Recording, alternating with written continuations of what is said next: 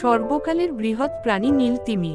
এটির ওজন প্রায় ১৫০ টন এবং এরা দৈর্ঘ্যে ৩০ মিটার বা ১০০ ফুটের মতো লম্বা হয়ে থাকে। দীর্ঘতম নীল তিমিটি একটি স্ত্রী নীল তিমি, যেটির দৈর্ঘ্যে ২৯.৫ মিটার ও ওজনে ১৮০ টন। একটি স্ত্রী তিমি ২ থেকে ৩ বছর গর্ভে বাচ্চা ধারণ করে।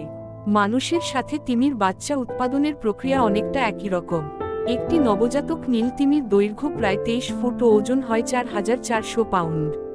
প্রথম ৮ মাস নীল তিমির বাচ্চা খুব দ্রুত বৃদ্ধি পায়, কারণ তখন তারা মা তিমির চর্বিযুক্ত দুধ পান করে।